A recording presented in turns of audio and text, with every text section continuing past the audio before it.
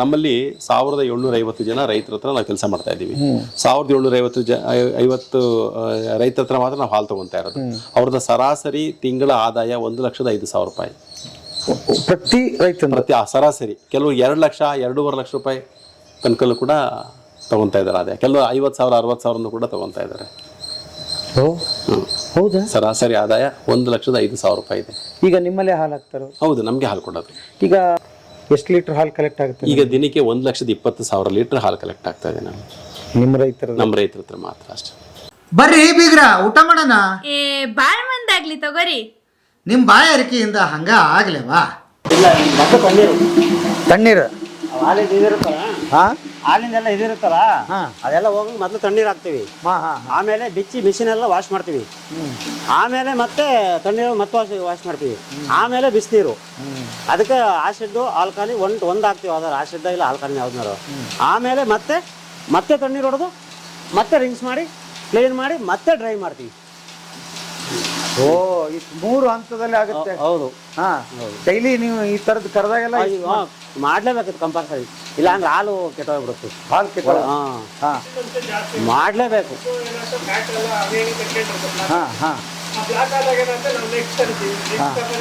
ಇಲ್ಲಿ ಬನ್ನಿ ಸಾಹೇಬ್ರೆ. ಇರ್ಲಿ ಏನೋ ಬಹಳ ಚಂದ ಏನೋ ಹೇಳ್ತಾ ಇದ್ರಿ, ಹೇಳಿ.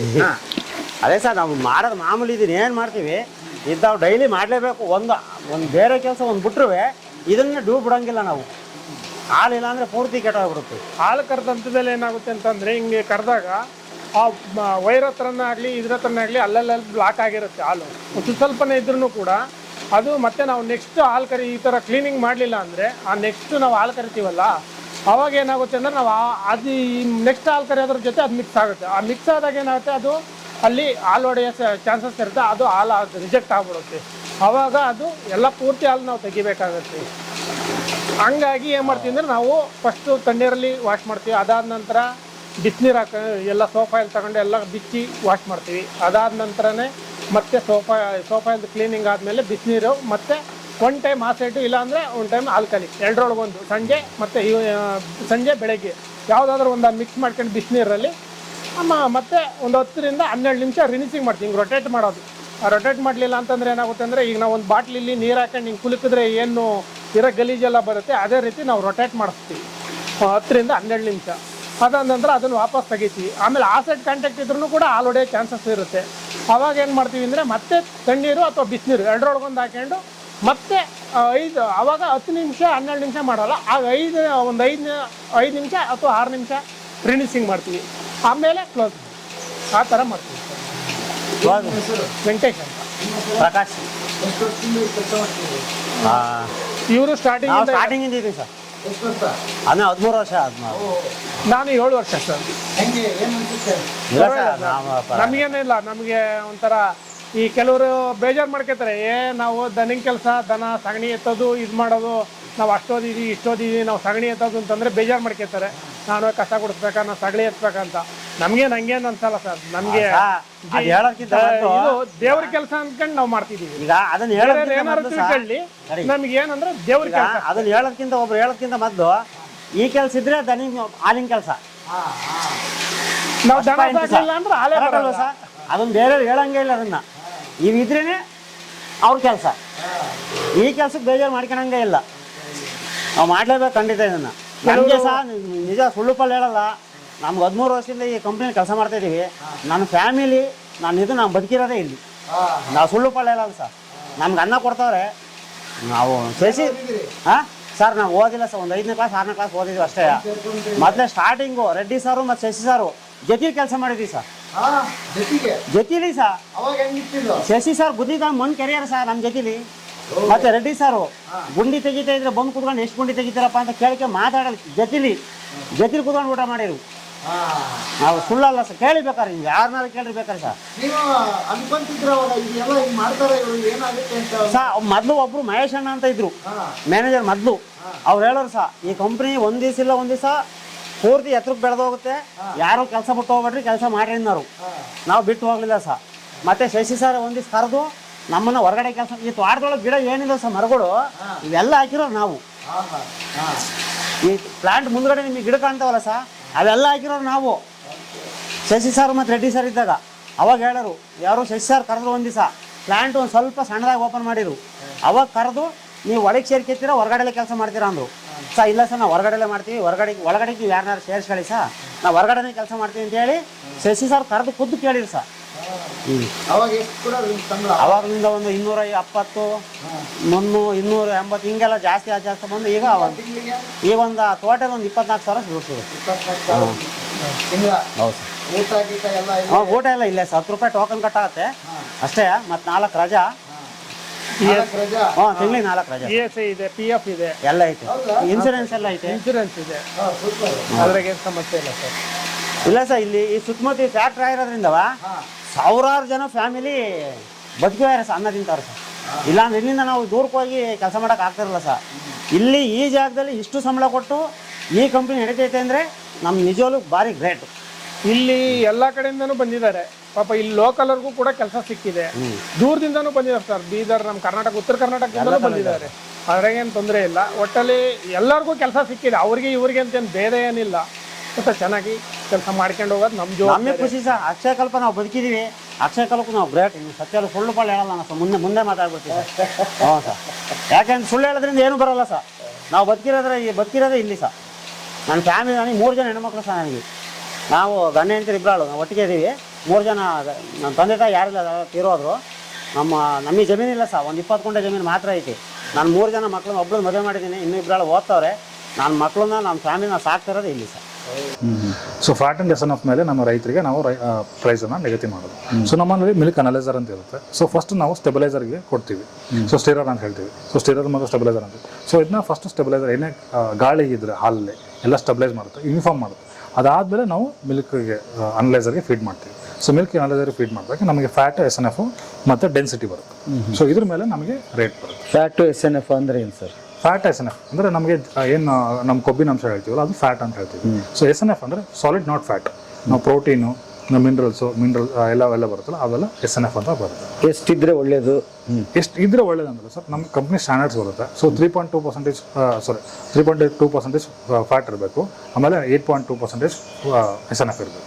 ಅದ್ರ ಮೇಲೆ ರೇಟ್ ಫಿಕ್ಸ್ ಆಗುತ್ತೆ. ಅದ್ರ ಮೇಲೆ ರೇಟ್ ಇಂಪಾರ್ಟೆಂಟ್ ಪಾರ್ಟ್ ಇದೆ. Important part. ಇದೆಲ್ಲ ಸರಿಯಾಗಿದ್ರೆ ಅದು ಸರಿಯಾಗಿ ಬರುತ್ತೆ. ಆಗ್ಬಾರ್ದು. ಸೊ ನೀವು ಫೀಡ್ ಇದು ಸರ್, ಇದು ನೀವು ಒಂದಕ್ಕೊಂದು ಮತ್ತೆ ಇಂಟರ್ಲಿಂಕ್ ಬರಲ್ಲ. ಸೊ ಇದು ಬಂದ್ಬಿಟ್ಟು ನಾವು ಕ್ವಾಲಿಟಿ ಹೇಗಿದೆ ಅಂತ ಚೆಕ್ ಮಾಡೋದು. ಓಕೆ, ಅದರದ್ರಲ್ಲಿ ಮತ್ತೆ ಸ್ಪೆಸಿಫಿಕೇಶನ್ ನೀವು ಏನು ಅಡಲ್ಟ್ರೇಷನ್ ಏನಿದ್ರೆ ಅದರಲ್ಲಿ ಚೆಕ್ ಮಾಡೋದು. ಸೊ ಅಡಲ್ಟ್ರೇಷನ್ ಮಿನಿಮಲ್ ಏನಾರ ಇದ್ರೆ ಬ್ಯಾಕ್ಟೀರಿಯಲ್ ಲೋಡ್ ಆ ಥರ. ಸೊ ಇದರಲ್ಲಿ ಏನಾಗುತ್ತೆ, ನಿಮಗೆ ಫ್ಯಾಟ್ SNF ಮಾತ್ರ ಚೆಕ್ ಮಾಡ್ಲಿಕ್ಕೆ ಮಾತ್ರ. ತಿರ್ಗಾ ಫ್ಯಾಟು SNF ಚೆನ್ನಾಗಿ ಬರ್ಬೇಕಂದ್ರೆ ಫುಡ್ ಚೆನ್ನಾಗಿರ್ಬೇಕು, ಅದರ ಆರೋಗ್ಯ ಚೆನ್ನಾಗಿರ್ಬೇಕು, ಆರೋಗ್ಯವಾಗಿರ್ಬೇಕು, ಎಲ್ಲ ಚೆನ್ನಾಗಿರ್ಬೇಕು. ಅದೆಲ್ಲ ಸೇರಿ ಇದು ಇಂಪಾರ್ಟೆಂಟ್ ಆಗುತ್ತೆ. ಮತ್ತು ರೇಟ್ ಕೂಡ ಇಲ್ಲಿ ಇಂಪಾರ್ಟೆಂಟ್ ಆಗುತ್ತೆ. ಓಕೆ, ಆಸಿಡ್ ಇದು ಎಂತ ಆಸಿಡ್ ರೀ? ಆಸಿಡ್ ಅಲ್ಲಿ ಫುಡ್ ಗ್ರೇಡ್ ಆಸಿಡ್ ಬರುತ್ತೆ. ಫುಡ್ ಗ್ರೇಡ್ ಆಸಿಡ್ ಇದು ಡೇಂಜರ್ ಏನಲ್ಲ. ಡೇಂಜರ್ ಅಂದ್ರೆ ನಮಗೆ ಸುಡುತ್ತೆ ಕೈ, ಇಲ್ಲ ಅಂತ ಆದ್ರೆ ನಮಗೆ ಅದು ಏನ್ ಮೆಷಿನ್ಗೆ ಏನ್ ಬೇಕೋ ಆ ತರ ಫುಡ್ ಗ್ರೇಡ್ ಆಸಿಡ್. ಸೊ ಅದನ್ನ ಹಾಕೊಂತೀವಿ. ಸೊ 10 ಲೀಟರ್ಗೆ 50 ml. ಸೊ ಅದು 10 ಲೀಟರ್ಗೆ 50 ml ಬರುತ್ತೆ. 10 ಲೀಟರ್ಗೆ 50 ml. ಸೊ 50 ml ಮೆಜರ್ ಮಾಡ್ಕೊಂಡು ನಾವು ಅದನ್ನ 10 ಲೀಟರ್ ಹಾಕೋತೀವಿ. ಅದು 10 ಲೀಟರ್ ಟಬ್ಬು. ಸೊ ನಾವು ಅದನ್ನ 50 ml ಮಿಕ್ಸ್ ಮಾಡ್ತೀವಿ. ಸೊ ಇದು ಏನ್ ನೆಕ್ಸ್ಟ್ ಅದಕ್ಕೆ ಇದು ಸಪ್ರೇಟ್, ಇದು ಬಕೆಟ್ಗೋಸ್ಕರ. ಅದು ನಮಗೆ ಪೂರ್ತಿ ಟಬ್ಬಿಗೆ. ಸೊ ಟಬ್ ನಮಗೆ 40 ಲೀಟರ್ ಬರುತ್ತೆ. 40 ಲೀಟರ್ ಬರುತ್ತೆ. ಸೊ ಅಪ್ರಾಕ್ಸಿಮೇಟ್ಲಿ ಬಿಸಿನೀರ ಇದು? ಬಿಸಿನೀರು ಫುಲ್ ಕಾಯ್ದಿದೆ ನೋಡಿ. ಸೊ ಅದ್ರಲ್ಲಿ ಆಸಿಡ್ ಅಲ್ಲಿ ಮಿಕ್ಸ್ ಮಾಡ್ತಾರೆ ಆ ಥರ. ಸೊ ಈಗ ತಣ್ಣೀರು ತೊಳೆದಿರಲ್ಲ, ತಣ್ಣೀರು ತೊಳೆದು ಎಲ್ಲ ಮಷೀನ್ ಎಲ್ಲ ತೊಳ್ಕೊಂಡ್ರು. ಈಗ ನೆಕ್ಸ್ಟ್ ನಾವು ಬಿಸಿನೀರನ್ನ ತೊಳಿತಾರೆ. ಈಗ ನೋಡಿ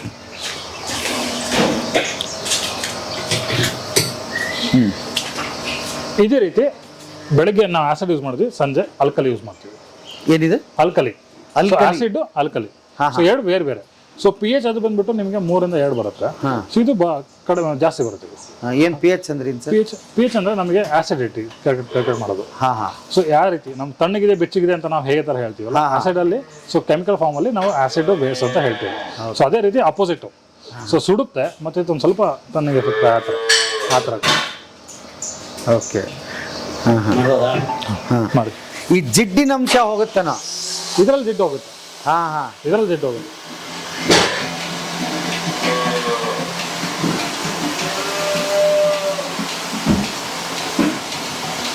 ಸೊ ಇಲ್ಲಿ ನೋಡ್ಬೋದು ನೀವು, ಎಲ್ಲ ರನ್ ಆಗ್ತದೆ. ಎಲ್ಲ ಬಿಸಿನೀರು, ಪೂರ್ತಿ ಬಿಸಿನೀರು ರನ್ ಆಗ್ತಾರೆ ಅದು. ಮಳ್ತಾ ಇರುತ್ತೆ.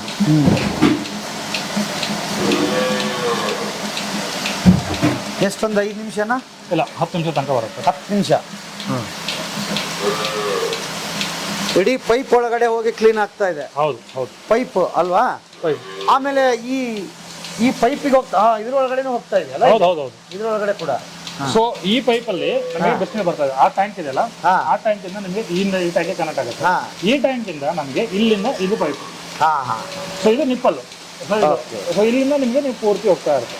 ಸ್ವಲ್ಪ ಹೋಗ್ಬಿಟ್ಟು ಮತ್ತೆ ಇಲ್ಲಿಗೆ ಹೋಗುತ್ತೆ, ಮತ್ತೆ ಆ ಟ್ಯಾಂಕಿಗೆ ಹೋಗುತ್ತೆ. ಆ ಟ್ಯಾಂಕಿಂದ ಮತ್ತೆ ಸರ್ಕ್ಯುಲೇಷನ್ ಆಗುತ್ತೆ. ಈಗ ಎಲ್ಲಿಗೆ ಹೋಗ್ತಿದೆ ಹಾಲು? ಪ್ಲಾಂಟಿಗೆ ಹೋಗುತ್ತೆ ಸರ್. ಪ್ಲಾಂಟಿಗೆ ಹೋಗುತ್ತೆ. ಸೊ ಪ್ಲಾಂಟಲ್ಲಿ ಹೋಗಿ ತಿರ್ಗಾ ನಾವೇನು ಟೆಸ್ಟ್ ಮಾಡಿದ್ವಲ್ಲ ಆ ಟೆಸ್ಟು ಪ್ಲಸ್ ಅಡಲ್ಟ್ರೇಷನ್ ಟೆಸ್ಟ್ ಆಗುತ್ತೆ ಇಲ್ಲ. ಮತ್ತೆ ಅಲ್ಲಿ ಟೆಸ್ಟ್ ಆಗುತ್ತೆ. ಮತ್ತೆ ಟೆಸ್ಟ್ ಆಗುತ್ತೆ. ಅಲ್ಲಿ ಟೆಸ್ಟ್ ಆದಮೇಲೆ ನೆಕ್ಸ್ಟ್ ಮತ್ತೆ ಹೋಗೋ ಪ್ರೊಸೆಸಿಂಗ್ಗೆ ಅಲ್ಲ, ಇಲ್ಲಿ ಮಾಡಿರ್ತೀರಲ್ಲ, ಮತ್ತೆ ಕಲ್ಲೆ ಆಗುತ್ತೆ ಸರ್. ಏನಾಗುತ್ತೆ, ರೈತರ ಲೆವೆಲಲ್ಲಿ ಕೆಲವರು ಮೋಸ ಮಾಡೋಕೆ ಅನಿಸ್ತಿದೆ. ಈಗ ನಾನು BMC ಓನರ್ ಅಂದ್ಕೊಳ್ಳಿ, ನಾನು ಸಪೋಸ್ ಏನೋ ಒಬ್ಬರು ನನ್ನ ಫ್ರೆಂಡ್ ಇದ್ದಾರೆ, ಪಾಸಿಟಿವ್ ಬಂದಿರುತ್ತೆ, ಇತನಲ್ಲಿ ಪಾಸಿಟಿವ್ ಇರಲಿ ಬಿಡಿ ಅಂತ ನಾನು ದಬ್ಬಿರ್ತೀನಿ. ಅದನ್ನೆಲ್ಲ ತಡೆಗಟ್ಟಕ್ಕೆ ನಾವು ಮಾಡೋದು.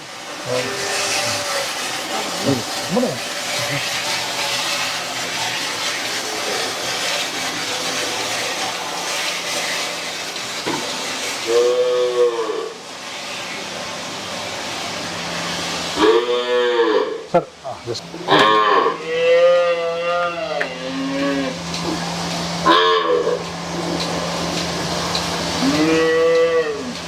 ಇದು ಯಾವುದಕ್ಕೆ?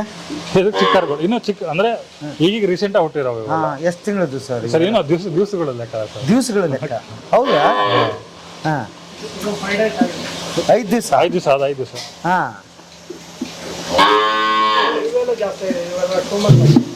2 ತಿಂಗಳು. ಹಾಂ ಹಾಂ. ಹಂಗ ಒಂದು ಕರು ನಾವು ಹುಟ್ಟುತ್ತಲ್ಲ ಅವಾಗ ವೆಯ್ಟ್ ಮಾಡ್ತೀವಿ. ಅದು ಮಿನಿಮಮ್ 10 kg, ಒಂದು 30 kg ಇತ್ತು ಅಂದ್ರೆ 3 ಲೀಟ್ರು, 10 kgಗೆ 1 ಲೀಟ್ರ್ ಥರ 3 ಲೀಟ್ರ್ ಕೊಡ್ತೀವಿ ಸರ್. ಹಾಂ, ಹಿಂಗೆ ಎಷ್ಟು ದಿವಸ ಕುಡಿಸ್ತೀರಿ ಸರ್? 3 ತಿಂಗಳವರೆಗೂ 3 ತಿಂಗಳವರೆಗೆ. ಹಾಂ. ಈಗ ಇದು 3 ತಿಂಗಳು ಆಗಿದೆ ಇದಕ್ಕೆ? ಇಲ್ಲ ಸರ್, ಇಲ್ಲ, ಇನ್ನ ಒಂದು 2 ಮಂತ್ಸ್ ಆಗಿದೆ. 2 ಮಂತ್ಸ್ ಆಗೋವರೆಗೂ ಸೇಮ್ ಹಾಲು ಅದಕ್ಕೆ ಕುಡಿಯಕ್ ಬರಲ್ಲ ಅಂತ ಹಂಗೆ ಕುಡಿಸ್ತಾ ಇದೀವಿ. ಹೌದು ಸರ್. ಇದು ಈಗ ರೀಸೆಂಟಾಗಿ ಹುಟ್ಟಿರುತ್ತಲ್ಲ, ಕುಡಿಯಕ್ಕೆ ಬರಲ್ಲ. ಒಂದು 5-6 ದಿವಸ ಆಮೇಲೆ ಅದು ಸೆಟ್ ಆದ್ಮೇಲೆ ಮತ್ತೆ ನಾವು ಇದೇ ತರ ಬಕೆಟಲ್ಲೇ ಫೀಡ್ ಮಾಡ್ತೀವಿ. ಇಟ್ಬಿಟ್ರೆ ಸಾಕು ಸರ್, ಅದು ಕುಡಿದು ಬಿಡುತ್ತೆ. ಹಂತ ಹಂತವಾಗಿ ನಾವು ಹಾಲನ್ನ 1 ತಿಂಗಳಿಗೆ ಆಯ್ತು ಅಂದಮೇಲೆ ಅದು ಹಂತವಾಗಿ ಕಮ್ಮಿ ಮಾಡ್ತಾ ಹೋಗ್ತೀವಿ. ಅವಾಗ ಯಾಕೆಂದ್ರೆ ಅದು ಜಾಸ್ತಿ ಆದಾಗ ಫುಡ್ ಇಕ್ತೀವಿ, ಅದು ಫುಡ್ ತಿನ್ನಕ್ಕೆ ಪಾಠ ಆಗಬೇಕು. ಹಂಗಾಗಿ ಏನು ಮಾಡ್ತೀವಿ ಅಂದ್ರೆ ಅವಾಗ ಈಗ 3 ಲೀಟ್ರ್ ಕುಡಿಸ್ತಾ ಇದೀವಿ ಅಂದ್ರೆ ಈಗ 1 ತಿಂಗಳಾದ ನಂತರ 2 ಲೀಟ್ರ್ ಕೊಡ್ತೀವಿ. ಇನ್ನು ಅದನ್ನೇ ಒಂದು ಅರ್ಧ ಲೀಟ್ರ್ ಈ ಥರ ಕಮ್ಮಿ ಮಾಡ್ತಾ ಹೋಗ್ತೀವಿ ಸರ್. ಇವಾಗ ಗಿಣ್ಣದ ಹಾಲು ಕುಡಿಸ್ತಾ ಇದೀರಿ ಅದಕ್ಕೆ ಸರ್?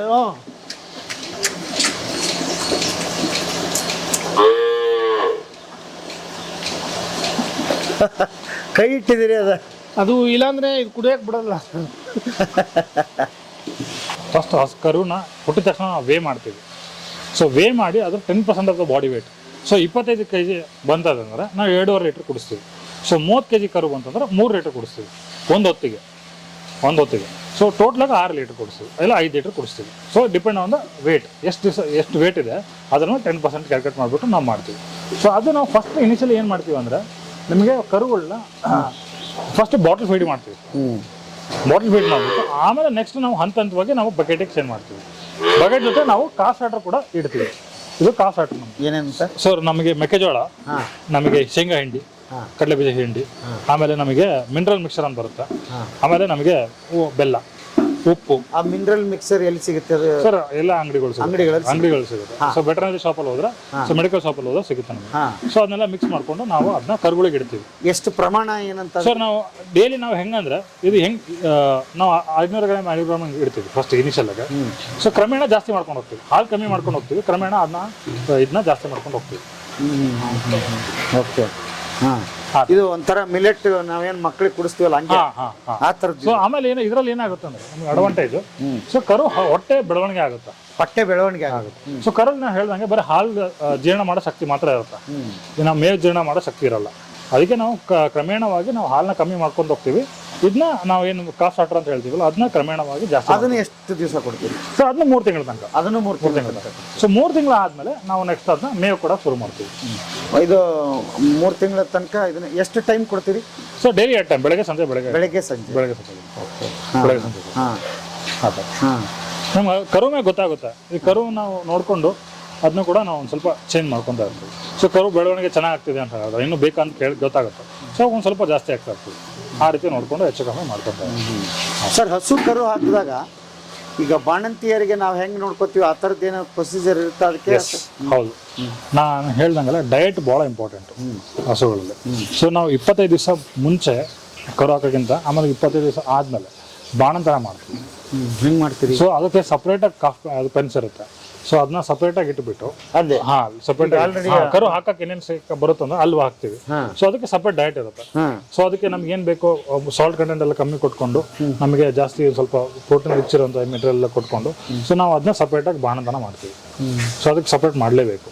ಇಲ್ಲಾಂದ್ರೆ ನಮಗೇನಾಗುತ್ತೆ, ನಮಗೆ ಅದು ನೆಕ್ಸ್ಟ್ ಕರಾವಿಗೆ ಎಫೆಕ್ಟ್ ಆಗುತ್ತೆ. ಇಲ್ಲಾಂದ್ರೆ ನಮಗೆ ವರ್ಷದ ಒಂದು ಕರು ನಾವು ಸಿಗಲ್ಲ. ಸೊ ಈಗ ನಾವು ಸರಿಯಾದ ಪೋಷಣೆಗಳು ಕೊಡಲಿಲ್ಲ ಅಂದರೆ ಅದು ಭಾಳ ಕ್ರೂಷಿಯಲ್ ಸ್ಟೇಜ್ ಕರು ಹಾಕಿದ್ಮೇಲೆ. ಸೊ ಅವಾಗ ಭಾಳ ನ್ಯೂಟ್ರಿಯನ್ಸ್ ಎಲ್ಲ ವಿಡ್ರಾ ಆಗುತ್ತೆ. ಯಾಕಂದರೆ ಕೊಲೆಸ್ಟ್ರಾಲ್ ಮಿಲ್ಕ್ ಭಾಳ ರಿಚ್ ಇರುತ್ತೆ, ಎಲ್ಲ ವೈಟಮಿನ್ಸು ಮಿನರಲ್ಸ್ ಎಲ್ಲ ಜಾಸ್ತಿ ಇರುತ್ತೆ. ಸೊ ಅವೆಲ್ಲ ಕರುಗೆ ಹೋಗ್ಬಿಡುತ್ತೆ. ಸೊ ಅವಾಗ ಕರು ಹಸು ವೀಕ್ ಆಗೋ ಸಾಧ್ಯತೆಗಳು ಜಾಸ್ತಿ ಇರ್ತವೆ. ಸೊ ಅದಕ್ಕೆ ಅದ್ರ ತಕ್ಕನಂಗೆ ಪೋಷಣೆಗಳು ಕೊಡಬೇಕು. ಅವಾಗ ಕೊಟ್ಟಾಗ ನಮಗೆ ಎಲ್ಲ ಹಸುಗಳೆಲ್ಲ ನಮಗೆ ಹೆಲ್ದಿಯಾಗಿರುತ್ತೆ. ಸೊ ನೀವೆಲ್ಲ ನೋಡ್ಬೋದು, ಅದು ಬಡಕಲಾಗಿರೋ ಹಸುಗಳು ಕಾಣಲ್ಲ ಆಮೇಲೆ. ಅದ್ಭುತವಾಗಿದೆ ಬಿಡ್ರಿ. ಸೊ ಅದಕ್ಕೆ ನಮ್ಮ ಪೋಷಣೆ ಭಾಳ ಇಂಪಾರ್ಟೆಂಟ್. ಓಕೆ, ಹಸು ಕರು ಒಟ್ಟಿಗೆ ಬಿಡ್ತೀರಾ ಇಲ್ವಾ? ಇಲ್ಲ ಸರ್, ಇಲ್ಲ. ಯಾಕಂದರೆ ಕರು ಬಿಟ್ಟಾಗ ಏನಾಗುತ್ತೆ ನಮಗೆ ಗೊತ್ತಾಗಲ್ಲ ಸರ್. ಕರು ಆಗ ಹೇಳ್ದಂಗೆ ಕರು ಎಷ್ಟು ಹಾಲು ಕುಡಿಯುತ್ತೆ ಈಗ ನಮಗೆ ಗೊತ್ತು ಎಷ್ಟು ಇಷ್ಟು ಲೀಟ್ರ್ ಹಾಲು ಕೊಟ್ಟರೆ ಇಷ್ಟು ಬೆಳೆಯುತ್ತೆ ಅಂತ. ಸೊ ನಮ್ಮ ಒಂದು ಸರಾಸರಿ ನಮ್ಗೆ ಏನಿಲ್ಲ ಅಂದ್ರೆ ಅರ್ಧ kg ಬೆಳಿಬೇಕು. ಕರು ಒಂದು ದಿವಸಕ್ಕೆ ಅರ್ಧ kg ಬೆಳಿಬೇಕು. ಬೆಳವಣಿಗೆ ಆದರೆ ಆ ಥರ ಚೆನ್ನಾಗಿ ಅದರ ಜೆನೆಟಿಕ್ ಕೆಪಾಸಿಟಿ ಮತ್ತು ಆಪ್ಟಿಮಲ್ ಕೆಪಾಸಿಟಿ ಏನು ಹೇಳ್ತೀವಲ್ಲ ಅರ್ಧ kg ತನಕ ಬರುತ್ತೆ. ಸೊ ಅರ್ಧ kg ತನಕ ನಾವು ಬೆಳವಣಿಗೆ ಮಾಡಿಸ್ಬೇಕಾಗ್ತದೆ. ಮಾಡಿಸಿದ್ರೆ ಮಾತ್ರ ನಮಗೆ ಬೆಳವಣಿಗೆ ರೈತರಿಗೆ ಲಾಭ ಆಗುತ್ತೆ. ಇಲ್ಲಾಂದರೆ ನಾವು ಲಾಭ ಆಗಲ್ಲ. ಇಲ್ಲಾಂದರೆ ನಮ್ಗೆ ಪೋಷಣೆಗಳು ಕೊಡಲಿಲ್ಲ ಅಂದರೆ 3 ವರ್ಷ 4 ವರ್ಷ ತೊಗೊಳುತ್ತೆ. ಅದು ಮೆಚುರಿಟಿ ತೊಗೊಳುತ್ತೆ ನಾವು ಕರು ಹಾಕ್ಸೋಕ್ಕೆ. ಸೊ ನಾವು 2 ವರ್ಷದಲ್ಲೇ 1.5 ವರ್ಷ 2 ವರ್ಷದಲ್ಲಿ ನಮ್ಮ ಕರು ಹಾಕ್ಸೋಕ್ಕೆ. ಹಂಗಾರೆ ಅವು ಇದು ಸೇರೋದು ಯಾವಾಗ? ಸೇರೋದಾದ್ಮೇಲೆನಾ? ಇಲ್ಲ ಹುಟ್ಟಿದಾವೆ ಸೇರಿದಾಗ ಅಷ್ಟೇ. ಅದಾದಮೇಲೆ ಬೇರೆ ಬೇರೆ ಆಗುತ್ತೆ ಸರ್. ನಾವು ಎಮೋಷನ್ ಅಂತ ನೋಡಬಾರ್ದು ಸರ್. ಯಾಕಂದರೆ ನಾವು ಅದನ್ನ ಬೆಳವಣಿಗೆ ಮಾಡಿಸ್ಬೇಕಾಗುತ್ತೆ. ಗೊತ್ತಾಗಲ್ಲ ನಮಗೆ ಅದು ಎಷ್ಟು ಕುಡಿಯುತ್ತೆ ಏನೋ ಅಂತ ಆ ಥರ. ಕೂಗೋದಕ್ಕೆ ಅದು ಏನು ಮಾಡಲ್ವಾ? ಅದು ತಾಯಿನ ನೋಡಿದಾಗ ಅಥವಾ ತಾಯಿ ಕರು ಹಾಗೇನೆ ಎಮೋಷನಲಿ ಅಟ್ಯಾಚ್ಮೆಂಟ್ ಕಂಡಿಲ್ಲ ನಾವು ನೋಡಿದಂಗೆ. ಇರುತ್ತೆ, ಇಲ್ಲ ಅಂತಿಲ್ಲ, ಬಟ್ ಕಮ್ಮಿ ಪ್ರಮಾಣ. ಸೊ ಸಪ್ರೇಟ್ ಮಾಡಿದ ತಕ್ಷಣ ನಮ್ಗೆ ಗೊತ್ತಾಗುತ್ತೆ. ಇವೆಲ್ಲ ಬೇರೆ ಬೇರೆ ಅಂತ ಮಾಡಿದ್ದೀರಿ? ಸೊ ಕರುಗಳಿಗೆ ಬೇರೆ ಬರುತ್ತೆ. ಸೊ ನಿಮಗೆ ಆಮೇಲೆ ಪಡ್ಡೆಗಳು ಬರುತ್ತೆ. ಸೊ 3 ತಿಂಗಳಿಂದ 6 ತಿಂಗಳು ಬೇರೆ ಬರುತ್ತೆ. ಸೊ 6 ತಿಂಗಳಿಂದ ಇವೆಲ್ಲ ಹಂಗಿದ್ದಾವ? ಸೊ ಇವೆಲ್ಲ ನಿಮಗೆ ಕರುಗಳು 3 ತಿಂಗಳ ಒಳಗಡೆ ಇರೋ ಕರುಗಳು. ಈ 3 ತಿಂಗಳ ಒಳಗಡೆ ಇರೋ ಕರುಗಳು. ಈಗ ನಾನು ಒಂದೊಂದೇ ನಿಯಮಗಳನ್ನು ಅಕ್ಷಯಕಲ್ಪದಲ್ಲಿ ನಾವು ಯಾವ ರೀತಿ ತರಬೇತಿ ಕೊಡ್ತಾ ಇದ್ದೀವಿ ಅಂತ ಹೇಳ್ತಾ ಹೋಗ್ತೀನಿ. ಹೇಗೆ ನಾವು ನಿಯಮಗಳನ್ನು ನಾವು ಅವರಿಗೆ ತಿಳಿಸ್ಕೊಡ್ತಾ ಹೋಗ್ತೀವಿ. ಮೊದಲನೇದಾಗಿ ಗುಣಮಟ್ಟದ ಹಾಲು ಅಂತಂದರೆ ಅದರಲ್ಲಿ ಯಾವುದೇ ರೀತಿಯಾದ ಕಲಬೆರಕೆ ಇರಕೂಡದು, ಅದರಲ್ಲಿ ಆಂಟಿಬಯೋಟಿಕ್ ಅಂಶ ಇರಕೂಡದು, ಅದರಲ್ಲಿ ಬ್ಯಾಕ್ಟೀರಿಯಾಗಳ ಸಂಖ್ಯೆ ಹೆಚ್ಚು ಇರಕೂಡದು. ಸೊ ಈ ಥರದನ್ನೆಲ್ಲ ನಿಯಮಗಳನ್ನು ಪಾಲಿಸಬೇಕು. ಆಮೇಲೆ ಅದಕ್ಕೆ ಏನು ಒಂದು FSSAI ಸ್ಟ್ಯಾಂಡರ್ಡ್ ಪ್ರಕಾರ ಫ್ಯಾಟು ಮತ್ತು SNF ಇರ್ತಕ್ಕಂಥದ್ದು ಕಡ್ಡಾಯ. ಸೊ ಇದನ್ನೆಲ್ಲ ಮೇಂಟೈನ್ ಮಾಡಬೇಕು ಅಂದರೆ ಮೊದಲನೇದಾಗಿ ಅವನು ಗ್ರೂಪಿಂಗ್ ಮಾಡ್ಕೋಬೇಕು ಹಸುಗಳನ್ನ. ಅಂದರೆ ಅವನಲ್ಲಿ 10 ಹಸುಗಳಿದೆ ಅಂತಂದರೆ 7 ಹಸು HF ಇರಬೇಕು, 3 ಹಸು ಜೆರ್ಸಿ ಇರಬೇಕು. ಆ HF ಹಸುಗಳಲ್ಲಿ ಇಳುವರಿ ಜಾಸ್ತಿ ಬರುತ್ತೆ, ಅದು ಇಂಪಾರ್ಟೆಂಟ್. ಇಳುವರಿ ಬೇಕು ಅವನಿಗೆ, ಇಳುವರಿ ಜಾಸ್ತಿ ಬರುತ್ತೆ. ಜೆರ್ಸಿ ಹಸುನಲ್ಲಿ ಫ್ಯಾಟು ಮತ್ತು SNF ಜಾಸ್ತಿ ಬರುತ್ತೆ. ಸೊ ಅವೆರಡನ್ನೂ ಹೊಂದಾಣಿಕೆ ಮಾಡಿದಾಗ ಅವನಿಗೆ ಏನು ರೆಕಮೆಂಡೆಡ್ ಫ್ಯಾಟು ಮತ್ತು SNF ಇರುತ್ತೆ ಅದು ಅವನಿಗೆ ಸಿಗ್ತಾ ಹೋಗುತ್ತೆ, ಬೆಲೆನೂ ಸಿಗುತ್ತೆ ಅವನಿಗೆ, ಹಾಲು ಕೂಡ ಇಳುವರಿನೂ ಕೂಡ ಜಾಸ್ತಿ ಇರುತ್ತೆ. ಅದನ್ನು ಮಾಡ್ಕೋಬೇಕು ಅವನು. ಎರಡನೇದಾಗಿ ಇನ್ನೊಂದೇನಪ್ಪ ಅಂತಂದರೆ ಅವನ 7-10 ಹಸುಗಳಲ್ಲಿ ಎಲ್ಲವುದು ಕೂಡ ಒಂದೇ ಹಂತದಲ್ಲಿ ಇರಬಾರ್ದು, ಒಂದೇ ಹಂತದಲ್ಲಿ ಇರ್ಕೂಡ್ದು. ಈಗ ಕರು ಹಾಕಿ ಮೊದಲ 3 ತಿಂಗಳು ಇಳುವರಿ ಜಾಸ್ತಿ ಇರುತ್ತೆ. ಆ ಮೊದಲನೇ 3 ಇಳುವರಿ ಜಾಸ್ತಿ ಇದ್ದಾಗ ಏನಾಗುತ್ತೆ ಅಂದ್ರೆ ಫ್ಯಾಟು SNF ಕಮ್ಮಿ ಇರುತ್ತೆ. ಎಲ್ಲದೂ ಒಂದೇ ಹಂತದಲ್ಲಿ ಇದ್ದಾಗ ಫ್ಯಾಟು SNF ಕಮ್ಮಿ ಆಗುತ್ತೆ, ಅವನಿಗೆ ಬೆಲೆ ಸಿಗಲ್ಲ ಮಾರ್ಕೆಟ್ ಅಲ್ಲಿ. ಓಕೆ, ಇದು ಒಂದು ಎಕರೆನಲ್ಲಿ ವಿವಿಧ ಬೆಳೆ ಬೆಳೆದಂಗೆ ಡೈವರ್ಸಿಟಿ ಅನ್ನೋದು ಎಲ್ಲ ಕಡೆ ಅಪ್ಲೈ ಆಗ್ಬೇಕು. ವೈವಿಧ್ಯತೆ ಅನ್ನೋದು ಎಲ್ಲ ಕಡೆಯಲ್ಲೂ ಇರಬೇಕು. ಹಾಗೇನೆ 10 ಹಸುಗಳಲ್ಲಿ 3 ಹಸು ಮಾತ್ರ ಡ್ರೈ ಆಗಿರ್ಬೇಕು ಅವನಿಗೆ, ಇನ್ನು 7 ಹಸುಗಳು ಹಾಲು ಕೊಡ್ತಾ ಇರಬೇಕು. ಆ 7 ಹಸು ಕೂಡ ವಿವಿಧ ಹಂತದಲ್ಲಿ ಇರಬೇಕು. 3 ಹಸು ಮೊದಲನೇ ಹಂತದಲ್ಲಿದ್ರೆ ಇನ್ನು 3 ಹಸುನೋ 4 ಹಸುನೋ ಅದು 2ನೇ ಹಂತದಲ್ಲೋ 3ನೇ ಹಂತದಲ್ಲೋ ಇರಬೇಕು. ಸೊ ಅವಾಗ ಏನಾಗುತ್ತೆ, ಈ ಡ್ರೈ ಆಗಿರ್ತಕ್ಕಂಥ ಹಸು ಮೊದಲನೇ ಹಂತಕ್ಕೆ ಬಂದಾಗ ಇನ್ನು 3 ಹಸು ಅಲ್ಲಿಗೆ ಹೋಗುತ್ತೆ. ಹಾಗಾದ್ರೆ ತರೋ ಮುಂದೆನೆ ಈ ಪ್ಲಾನ್ ಮಾಡ್ಬೇಕಾ ಏನಿಲ್ಲ, ಅವನು ಪ್ರತಿ 3 ತಿಂಗಳು ಅವನು ಹಸು ಆಕ್ಚುಲಿ ತರಬಾರದು ಅಂತ ನಾವು ಹೇಳ್ತೀವಿ. ತರಬಾರ್ದು, ಅವನು ಮನೆಯಲ್ಲೇ ಹುಟ್ಟಬೇಕದು ಅಂತ ಅಂದ್ಬಿಟ್ಟು ಅಂತ ಪ್ರಾರಂಭದಲ್ಲಿ ತರಲೇಬೇಕಾಗುತ್ತೆ. ಆ ತರ್ತಕ್ಕಂಥ ಸಂದರ್ಭದಲ್ಲಿ 10 ಹಸುಗಳು ಒಂದೇ ಸತಿ ತರಬಾರ್ದು. 3 ಹಸು ತಂದ್ರೆ ಇನ್ನು 3 ತಿಂಗಳು ಬಿಟ್ಟು ಇನ್ನು 3 ಹಸು ತರಬೇಕು ಅವನು. ಅದ್ರ ನಂತರ ಇನ್ನು 3 ಹಸು ತರಬೇಕು ಅವನು. ಯಾಕೆಂದ್ರೆ ಸಾಮಾನ್ಯ ಹಸುಗಳನ್ನ ಯಾವ ಹಂತದಲ್ಲಿ ತರ್ತೀವಿ, ಕರು ಹಾಕಿರ್ಬೇಕು, ಇಲ್ಲ ಈ ಕರು ಹಾಕೋದಕ್ಕೆ ಇನ್ನೊಂದು ವಾರ ಇದೆ ಅಂತ ಅನ್ಬೇಕು, ಅಂತ ಹಸುಗಳನ್ನ ತರದ್ ನಾವು. ಎಲ್ಲದನ್ನು ಒಂದೇ ಹಂತದಲ್ಲಿ ತಂದ್ಬಿಟ್ರೆ ಅದು ಒಂದೇ ಹಂತದಲ್ಲಿ ಎಲ್ಲ ಒಂದೇ ಸತಿ ಹಾಲು ಕೊಟ್ಬಿಡುತ್ತೆ. ಸೊ ಮೊದಲನೇ 3 ತಿಂಗಳು ಅವನಿಗೆ ದುಡ್ಡು ಸಾಕಷ್ಟು ಲಾಭದಲ್ಲಿ ಇರ್ತಾನೆ. ಆಮೇಲೆ ನಂತರ ಏನಾಗುತ್ತೆ ಅಂದ್ರೆ ಹಾಲಿನ ಇಳುವರಿ ಕಮ್ಮಿ ಆಗ್ತಾ ಬರುತ್ತೆ. ಎಲ್ಲದು ಒಂದೇ ಸತಿ ಡ್ರೈ ಆದಾಗ ಅವನಿಗೆ ಅದನ್ನ ನಿರ್ವಹಣೆ ಮಾಡೋದು ಕಷ್ಟ ಆಗೋಗ್ಬಿಡುತ್ತೆ. ಅವಾಗ ಎಲ್ಲರಿಗೂ ಹೇಳ್ಕೊಂಡ್ ಬರ್ತೇನೆ, ಡೈರಿ ಲಾಸು ಯಾರು ಮಾಡಕ್ ಹೋಗ್ಬಿಟ್ರಿ, ನನ್ನ ಮನೆ ಹಾಳು ಮಾಡ್ಕೊಂಡ್ಬಿಟ್ಟೆ. ಆಯ್ತಾ? ಮೊದಲನೇ 3 ತಿಂಗಳು ಬಂದಂತ ದುಡ್ಡಲ್ಲಿ ಅವ್ನ ಕಮಿಟ್ಮೆಂಟ್ಗಳು ಏನೇನ್ ಬೇಕು, ದುಡ್ಡು ಯಾವಾಗ ಕೈ ಆಡುತ್ತೆ ಮನುಷ್ಯನಿಗೆ, ಚೀಟಿಗಳು ಹಾಕೊಳ್ಳೋದಂತೆ, ಈ ಬೇರೆ ಬೇರೆ EMIಗಳು ಸ್ಟಾರ್ಟ್ ಆಗುತ್ತವೆ, ಎಲ್ಲದಕ್ಕೂ ಕೂಡ ಅವ್ನು ಕಮಿಟ್ ಆಗ್ಬಿಡ್ತಾನೆ. ಕೊನೆ ಹಂತದಲ್ಲಿ ಅವನಿಗೆ ಅದನ್ನ ನಿರ್ವಹಣೆ ಮಾಡೋದೇ ಕಷ್ಟ ಆಗುತ್ತೆ. ಅವಾಗ ಏನಾಗುತ್ತೆ, ಹಸುಗಳನ್ನೆಲ್ಲ ಮಾರ್ಬಿಟ್ಟು ತೀರಿದ್ರೆ ಸಾಲ ತೀರಿಸ್ಬಿಟ್ಟು, ಇಲ್ಲಾಂದ್ರೆ ಸಾಲ ಒಂದಿಷ್ಟು ತಲೆ ಮೇಲೆ ಹೊತ್ಕೊಂಡು ಡೈರಿ ಲಾಸ್ ಅಂತ ಹೇಳಕ್ಕೆ ಶುರು ಮಾಡ್ತಾನೆ. ಸೊ ಹಂಗಾಗಬಾರ್ದು ಅಂತಂದ್ರೆ ಸರಾಸರಿ ಆದಾಯ ಇರ್ಬೇಕು ಅವನಿಗೆ. ಪ್ರತಿ ತಿಂಗಳು ಒಂದೇ ತರದಲ್ಲಿ ಆದಾಯ ಸಿಗ್ಬೇಕು ಅವನಿಗೆ. ಆ ತರ ಮಾಡ್ಕೊಂಡ್ರೆ ಮಾತ್ರ ಲಾಭದಾಯಕ. ಜೊತೆ ಗುಣಮಟ್ಟದಲ್ಲೂ ಕೂಡ ಅದೇನಾಗುತ್ತೆ ಅಂತಂದ್ರೆ ಅರ್ಲಿ ಲ್ಯಾಕ್ಟೇಷನ್ ಅಥವಾ ಪ್ರಾರಂಭಕ್ಕೆ ಏನು ಹಾಲು ಕೊಡ್ತಕ್ಕಂಥ ಹಂತ ಇರುತ್ತಲ್ವಾ, ಆ ಹಂತದಲ್ಲಿ ಇಳುವರಿ ಜಾಸ್ತಿ ಇರುತ್ತೆ, ಫ್ಯಾಟು SNF ಕಮ್ಮಿ ಇರುತ್ತೆ. ಆದರೆ ಕೊನೆ ಹಂತದಲ್ಲಿ ಫ್ಯಾಟು SNF ಜಾಸ್ತಿ ಇರುತ್ತೆ, ಇಳುವರಿ ಕಮ್ಮಿ ಆಗಿರುತ್ತೆ. ಅವಾಗ ಎಲ್ಲ ಹಾಲು ಮಿಕ್ಸ್ ಆಗುತ್ತೆ. ಆ ಮಿಕ್ಸ್ ಆದಾಗ ಆ ಗುಣಮಟ್ಟವನ್ನ ಕಾಪಾಡ್ಕೋಬಹುದು. ಸೊ ಈ ರೀತಿನಲ್ಲಿ ಯಾಕೆ ಸರ್ ಹೆಚ್ಚು ಕಡಿಮೆ ಆಗುತ್ತೆ? ನಾನು ಆಹಾರ ಸೇಮ್ ಕೊಡ್ತಾ ಇರ್ತೀನಿ. ಇಲ್ಲ, ಅದ್ರ ದೇಹದಲ್ಲಿ ಆಗ್ತಕ್ಕಂಥ ವ್ಯತ್ಯಾಸ ಅದು ದೇಹದಲ್ಲಿನೇ ಮಿನರಲ್ಸ್ ನ ರಿಲೀಸ್ ಮಾಡೋದಕ್ಕೆ ಶುರು ಮಾಡುತ್ತೆ. ಹಾಲು ಗಟ್ಟಿ ಆಗ್ತಾ ಬರುತ್ತೆ, ಫ್ಯಾಟ್ ಅಂಶ ಜಾಸ್ತಿ ಆಗ್ತಾ ಬರುತ್ತೆ. ಪ್ರಾರಂಭದಲ್ಲಿ ಹಾಲು ಇಳುವರಿ ಜಾಸ್ತಿ ಕೊಟ್ಟಾಗ ಏನಾಗುತ್ತೆ ಅಂತ ಅದರಲ್ಲಿ ಫ್ಯಾಟು ಮತ್ತು SNF ಅಂಶ, ಅಂದ್ರೆ SNF ಅಂತಂದ್ರೆ ಸಾಲಿಡ್ ನಾಟ್ ಫ್ಯಾಟ್ ಅಂತ, ಆಯ್ತಾ? ಅಂದ್ರೆ ಕೊಬ್ಬು ಅಲ್ದಲ್ಲೇ ಇರತಕ್ಕಂಥ ಘನ ಪದಾರ್ಥ ಅದು. ಸೊ ಅವೆಲ್ಲದೂ ಕೂಡ ಜಾಸ್ತಿ ಆಗುತ್ತೆ, ಪ್ರಾರಂಭದಲ್ಲಿ ಇರೋದಿಲ್ಲ. ಸೊ ಅವೆರಡು ಮಿಕ್ಸ್ ಆಗಬೇಕು, ಎಲ್ಲದೂ ಒಂದೇ ಹಂತದಲ್ಲಿ ಇರಬಾರ್ದು ಅವನಿಗೆ. ಓಕೆ, ನನಗೆ ಒಂದಿಷ್ಟು ಪ್ರಶ್ನೆಗಳಿದೆ ಸರ್. ಈಗ ನಮ್ಮ ಕಡೆ ಎಮ್ಮಿ ಸಾಕಾಣಿಕೆ ಒಂದು ಕಡೆ ಇದೆ, ಒಂದೊಂದು ತಳಿ ಒಂದೊಂದು ಕಡೆ ಇದೆ ಸರ್. ನೀವೀಗ ಜರ್ಸಿ ತಗೊಂಡ್ ಬರ್ರಿ ಅಂತ ಹೇಳ್ತೀರಿ, ಬೇರೆ ಬೇರೆ ತಳಿಗಳಿದೆ. ಎಲ್ಲಾ ಭಾಗಕ್ಕೂ ಅಪ್ಲೈ ಆಗುತ್ತಾ ಇದು? ಇಲ್ಲ, ಇದು ನೋಡಿ, ಈ ಬೆಲ್ಟ್ ಇದು ತಿಪ್ಟೂರು, ತುಮಕೂರು, ಹಾಸನ, ಈ ಒಂದು ದಕ್ಷಿಣ ಒಳನಾಡು ಅಂತ ನಾವು ಏನ್ ಹೇಳ್ತೀವಿ, ಇದೆಲ್ಲ ಹಸುಗಳು ಬೆಲ್ಟ್. ಇಲ್ಲಿ ಹಸುಗಳು ಹೊಂದ್ಕೊಳ್ಳುತ್ತವೆ, ಈ ವಾತಾವರಣಕ್ಕೆ ಚೆನ್ನಾಗಿ ಬರುತ್ತೆ. ಅದಕ್ಕೋಸ್ಕರ ನಾವು ಇಲ್ಲಿ ಹಸುಗಳ ಮೇಲೆ ಜಾಸ್ತಿ ಕೆಲಸ ಮಾಡಿದ್ದೀವಿ. ಇಲ್ಲಿ ಇವಾಗ ನಮ್ಮ ಇನ್ನೊಂದು ಯೂನಿಟ್ ಹೈದರಾಬಾದ್ ಶಾದ್ನಗರಲ್ಲಿ ಅಲ್ಲೊಂದು ಇದು ಮಾಡ್ತಾ ಇದ್ದೀವಿ. ಸೊ ಅಲ್ಲಿ ನಾವು ಎಮ್ಮೆ ಮೇಲೆ ಪ್ರಯೋಗಗಳನ್ನ ಮಾಡ್ತಾ ಇದ್ದೀವಿ. ಸೊ ಎಮ್ಮೆನಲ್ಲಿ ಎಲ್ಲದೂ ಸರಿ, ಎಮ್ಮೆ ಹಾಲು ಗುಣಮಟ್ಟ ಎಲ್ಲದೂ ಚೆನ್ನಾಗಿರುತ್ತೆ, ಅದ್ರಲ್ಲಿ ಫ್ಯಾಟು ಅಂಶ ಅಂತೂ ಅದ್ಭುತವಾಗಿರುತ್ತೆ. ಆದರೆ ಸಮಸ್ಯೆ ಏನಾಗಿದೆ ಅಂತಂದ್ರೆ ಎಮ್ಮೆನಲ್ಲಿ ನಾವು ಹೈಜೀನ್ ಮೇಂಟೈನ್ ಮಾಡೋಕ್ಕಾಗಲ್ಲ. ಅದನ್ನ ಮಿಷನ್ ಅಲ್ಲಿ ಕರೆಯೋದು ಸ್ವಲ್ಪ ಕಷ್ಟ ಸಾಧ್ಯ, ಆಗಲ್ಲ ಅಂತ ನಾನು ಹೇಳೋದು. ಈಗಾಗಲೇ ನಾವು ಅಚೀವ್ ಮಾಡಿದ್ದೀವಿ ಅದನ್ನ. ಸೊ ಅದನ್ನ ಸ್ವಲ್ಪ ಕಷ್ಟ ಸಾಧ್ಯ. ಸೊ ಅದನ್ನು ಕೂಡ ನಾವು ಕೈಯಲ್ಲಿ ಮುಟ್ಟದಲ್ಲೇ ಹಾಲು ಕರಿತಕ್ಕಂಥ ವ್ಯವಸ್ಥೆ ಬರಬೇಕು ಅದರಲ್ಲಿ.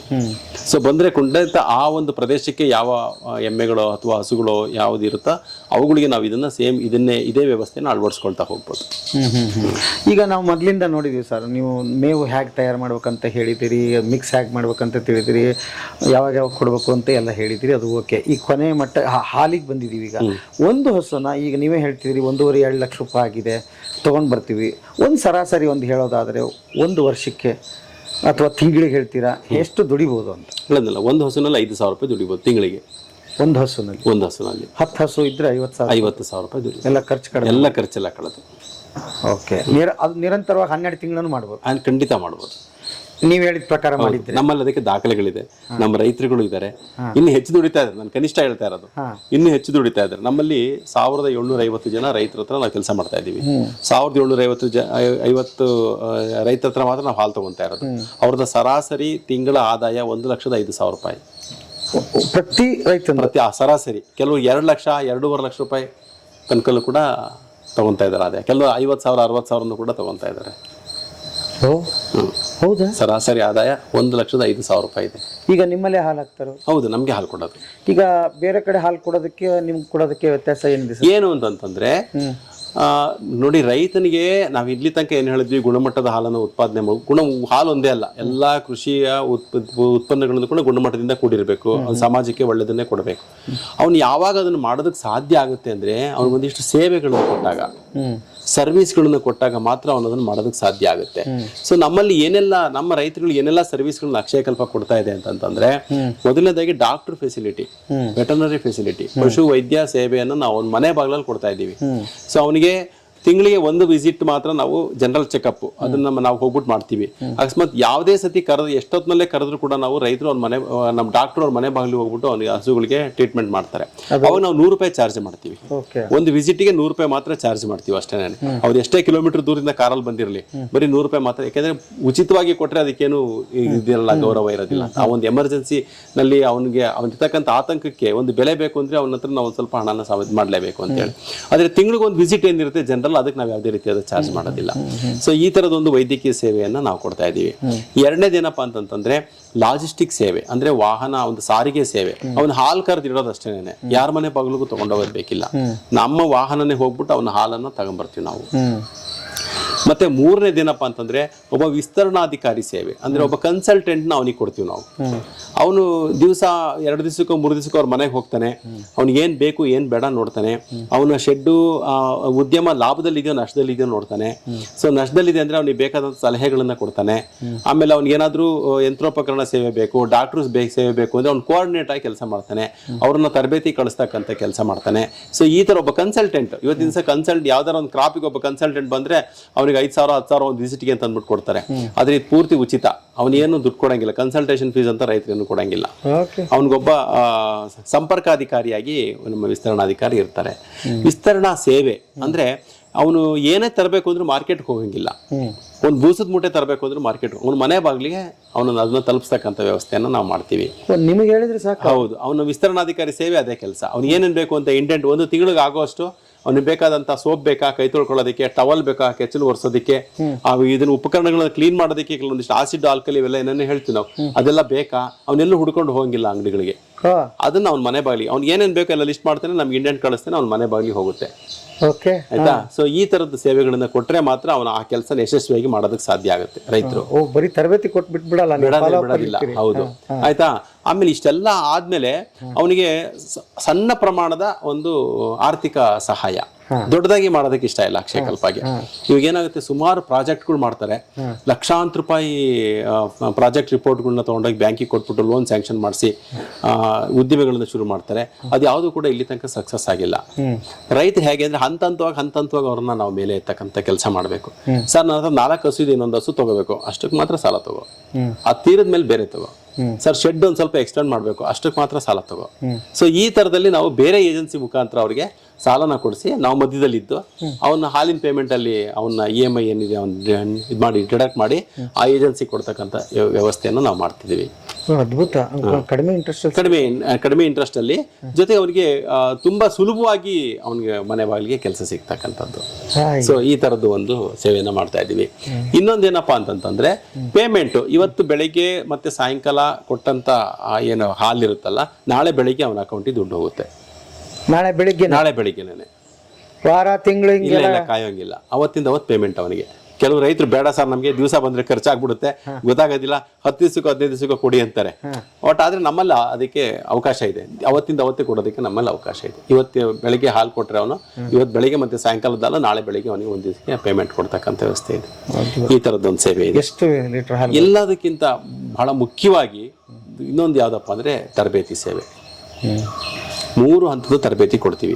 ಒಂದು ಮೊದಲನೇ ಹಂತದ ತರಬೇತಿ, ಅವ್ರ ರೈತರು ಬರ್ಬೋದು, ಇಲ್ಲಿ ಎಲ್ಲದನ್ನು ನೋಡ್ಬೋದು, ತಿಳ್ಕೊಬೋದು, ಹೋಗ್ಬೋದು. ಅಂದ್ರೆ ಡೀಟೇಲ್ ತಿಳ್ಕೊಳಕ್ಕಾಗಲ್ಲ, ಅದಕ್ಕೆ ನಾವು ಯಾವುದೇ ರೀತಿಯಾದ ಚಾರ್ಜ್ ಮಾಡೋದಿಲ್ಲ. ಅವ್ರು ಬಂದವರಿಗೆ ಒಂದು ಒಳ್ಳೆ ಊಟ ಹಾಕ್ಬಿಟ್ಟು ಕಳಿಸ್ತೀವಿ ನಾವಿಲ್ಲಿ. ಒಂದು ದಿವಸ ಬೆಳಗ್ಗೆ ಬಂದು ಸಾಯಂಕಾಲ ತನಕ ಇದ್ಬಿಟ್ಟು ಎಲ್ಲದನ್ನು ಕೂಡ ವಿಸಿಟ್ ಮಾಡಿ, ಒನ್ ಡೇ ವಿಸಿಟ್ಸ್ ಅಂತ ಹೇಳ್ತೀವಿ ನಾವು. ಅದಕ್ಕೆ ನಾವು ಏನೇನು ಕಾರ್ಯಕ್ರಮಗಳು, ಏನೇನು ತರಬೇತಿ ಹೇಗೆ ಕೊಡ್ತೀವಿ, ಏನೇನು ನಡೆಯುತ್ತೆ ಇಲ್ಲಿ ಚಟುವಟಿಕೆ ಅನ್ನೋದ್ರ ಬಗ್ಗೆ ಅವ್ರಿಗೆ ತಿಳಿಸ್ಕೊಡ್ತೀವಿ. ಎಷ್ಟು ಜನ ಬೇಕಾದ್ರೂ ಬರ್ಬೋದು. ಏನೋ ಚಾರ್ಜ್ ಮಾಡೋದಿಲ್ಲ. ಮುಂಚೆ ತಿಳಿಸ್ಬರ್ಬೇಕು. ಅಲ್ಲಿ ಯಾರು ಸಂಬಂಧಪಟ್ಟ ವಿಸ್ತರಣಾಧಿಕಾರಿ ಇರ್ತಾರೆ ಅವ್ರಿಗೆ ಹೇಳ್ಬಿಟ್ಟು ಹೆಸರು ಕೊಟ್ಬಿಟ್ಟು ಅವ್ರು ರಿಜಿಸ್ಟರ್ ಮಾಡಿಸ್ಬಿಟ್ಟು ಬರ್ಬೇಕು ನಮ್ಗೆ. ಯಾಕಂದ್ರೆ ಅವ್ರಿಗೆ ಊಟ ವಸತಿ ಅವ್ರಿಗೆಲ್ಲ ನಾವು ವ್ಯವಸ್ಥೆ ಮಾಡ್ಕೋಬೇಕಲ್ಲ. ಇನ್ನೊಂದು 2 ದಿವಸದ ತರಬೇತಿ ನಾನು ಹೇಳಿದೆ ಅವಾಗ್ಲೇ. ಇವತ್ತು 10 ಗಂಟೆಗೆ ಬಂದ್ರೆ ನಾಳೆ 4 ಗಂಟೆ ನಂತರ ಅವ್ರು ಆಚೆ ಹೋಗ್ತಾರೆ. ಇಲ್ಲಿ ಬಂದ್ರೆ ಲಾಕ್, ಅವರು ಎಲ್ಲೂ ಹೋಗಂಗಿಲ್ಲ. ಇಲ್ಲೇ ಇದ್ಬಿಟ್ಟು ಪೂರ್ತಿ ಹ್ಯಾಂಡ್ಸ್ ಆನ್ ಟ್ರೈನಿಂಗ್ ಅಂತ ಹೇಳ್ತೀವಿ ನಾವು. ಅಂದ್ರೆ ಅವನು ಹಾಲು ಕರಿಯೋದು ಯಾವ ರೀತಿ, ಮಿಷನ್ ಜೋಡ್ಸೋದು ಯಾವ ರೀತಿ, ಇದನ್ನ ತೊಳೆಯೋದು ಯಾವ ರೀತಿ, ಅದಕ್ಕೆ ಆಹಾರನ ರೆಡಿ ಮಾಡ್ಕೊಳ್ಳೋದು ಯಾವ ರೀತಿ, ಎಲ್ಲದೂ ಕೂಡ ಅವ್ರ ಕೈಲೇ ಮಾಡಿಸ್ತೀವಿ. ಆಯ್ತಾ. ಇದನ್ನೆಲ್ಲ ಈ ತರದ ತರಬೇತಿನ 2 ದಿವಸ ತರಬೇತಿ ಕೊಡ್ತೀವಿ, ಅದು ಸಂಪೂರ್ಣ ಉಚಿತ. ಅಂದ್ರೆ ನಮ್ಮ ಅಕ್ಷಯಕಲ್ಪ ರೈತರುಗಳಿಗೆ ಬಂದಿಲ್ಲಿ ಊಟ ತಿಂಡಿ ವಸತಿ ಎಲ್ಲ ಅದು ಉಚಿತ. ಜೊತೆಗೆ ಅವ್ರ ಮನೆ ಬಾಗಿಲಿಗೆ ಹೋಗಿ ತರಬೇತಿ ಕೊಡ್ತಕ್ಕಂಥದ್ದು ಒಂದಿದೆ ನಮ್ಮಲ್ಲಿ. ರೈತರ ಮನೆ ಬಾಗಿಲಿಗೆ ಹೋಗ್ತೀವಿ, ಯಾಕಂದ್ರೆ ಎಲ್ಲ ಟೈಮಲ್ಲಿ ಅವ್ನು ಕರೆಯೋಕ್ಕಾಗಲ್ಲ, ಅವನಿಗೆ 108 ಕೆಲಸ ಇರುತ್ತೆ, ಎಲ್ಲ ಟೈಮಲ್ಲೂ ಬಾ ಅಂತ ಹೇಳೋಕ್ಕಾಗಲ್ಲ. ಆಮೇಲೆ ಇಲ್ಲೇನು ಒಂದು 2 ದಿವಸ ತರಬೇತಿನಲ್ಲಿ ಕಲ್ತಿರ್ತಾನಲ್ವಾ, ಅವನು ಮರ್ತೋಗ್ಬಿಡ್ತಾನೆ, ಅವನ ಕೆಲಸದ ಒತ್ತಡದಲ್ಲಿ ಮರ್ತೋಗ್ಬಿಡ್ತಾನೆ. ಅದನ್ನ ಹೋಗಿ ಅವ್ನ ಮನೆ ಬಾಗಿಲಲ್ಲಿ ಜ್ಞಾಪಿಸ್ತೀವಿ, ನೋಡಪ್ಪ ಕರುಗಳನ್ನ ಈ ರೀತಿ ಸಾಕ್ಬೇಕಿನ್ನು, ಮೇವನ್ನ ಈ ರೀತಿ ಬೆಳ್ಕೋಬೇಕು. ಇವೆಲ್ಲ ತರಬೇತಿ ಅಲ್ಲ, ಅದು ಡೆಮಾನ್ಸ್ಟ್ರೇಷನ್ ಅಂತ, ಫೀಲ್ಡ್ ಲೆವೆಲ್ ಡೆಮಾನ್ಸ್ಟ್ರೇಷನ್ ಅಂತ ಕರಿತೀವಿ. ಅಂದ್ರೆ ಅಲ್ಲಿ ಹೋಗಿ ಮಾಡಿ ಕೊಟ್ಟು ಬರ್ತಕ್ಕಂಥದ್ದು. ಅಂದ್ರೆ ಅವನು ಪ್ಲಾಟ್ ರೆಡಿ ಮಾಡಿರ್ತಾನೆ, ಅವತ್ತಿನ ದಿವಸ ಹೋಗ್ಬಿಟ್ಟು ಹುಲ್ಲಿನ ಬೀಜನ ಅವನಿಗೆ ನಾಟಿ ಮಾಡಿಕೊಟ್ಟು ಅದ್ರ ಬಗ್ಗೆ ತಿಳುವಳಿಕೆ ಕೊಟ್ಬಿಟ್ಟು ಬರೋದು. ಆಯ್ತಾ. ಅವನು ಅದಕ್ಕೆ TMR ಮಾಡಬೇಕು. ಒಂದಿಷ್ಟು ಹಸುಗಳಿಗೆ ಅಲ್ಲೇ ನಾವು ತಯಾರು ಮಾಡಿ ರೆಡಿ ಮಾಡಿ ಅದನ್ನ ಹಸುಗಳ ಮುಂದೆ ಹಾಕಿ ಹೇಳ್ಕೊಟ್ಟು ಬರೋದು. ಈ ತರ ಪ್ರಾಯೋಗಿಕವಾಗಿ ಮಾಡಿ ಕೊಟ್ಟು ಬರ್ತಕ್ಕಂಥದಕ್ಕೆ ಈ ತರದ ಸಪೋರ್ಟ್ ಮಾಡಿದ್ರೆ ಅವನು ಯಶಸ್ವಿಯಾಗಿ ಹೈನೋದ್ಯಮವನ್ನ ಮಾಡೋದಕ್ಕೆ ಸಾಧ್ಯ ಆಗುತ್ತೆ. ಇಷ್ಟು ಸಪೋರ್ಟ್ ಬೇಕು ಅವನಿಗೆ. ಎಷ್ಟು ಲೀಟರ್ ಹಾಲು ಕಲೆಕ್ಟ್ ಆಗುತ್ತೆ ಈಗ ದಿನಕ್ಕೆ 1,20,000 ಲೀಟರ್ ಹಾಲು ಕಲೆಕ್ಟ್ ಆಗ್ತಾ ಇದೆ ನಿಮ್ಮ ರೈತರ ಹತ್ರ ಮಾತ್ರ ಅಷ್ಟೇ. ಬೇರೆದವ್ರಿಗೆ ಹಾಲು ತೊಗೊಳಕ್ ಅವಕಾಶ ಇಲ್ಲ. ನಮ್ಮ ನಿಯಮಗಳನ್ನು ಯಾರು ಪಾಲಿಸ್ತಾರೆ ಅವರು ಮಾತ್ರ ನಮ್ಮ ರೈತರಾಗಿರ್ತಾರೆ ಅಷ್ಟೇ. 1,20,000 ಲೀಟರ್ ಬರುತ್ತೆ, ಅದು ಸೇಲ್ ಆಗುತ್ತೆ. ಮತ್ತೆ ಡೈಲಿ ಪ್ರತಿ ದಿವಸ 1,20,000 ಲೀಟರ್. ಏನ್ ಸರ್, ನಾನು ಡೈರಿ ಬಗ್ಗೆ ಸುಮಾರು ಮಾತಾಡಿದ್ರೆ, ಡೈರಿಯಲ್ಲಿ ಹೋಗಿ ಮಾತಾಡೋಣ. ನೆಕ್ಸ್ಟ್ ಸರ್, ಈಗ ಹಸುದು ಇದನ್ನ ಬಗ್ಗೆ ಮಾತಾಡ್ತೀವಿ. ಇವಾಗ ನಮ್ಮ ಡಾಕ್ಟರ್ ಬರ್ತಾರೆ, ಶೆಡ್ ಬಗ್ಗೆ ಬೇಕಾದ್ರೆ ಬನ್ನಿ.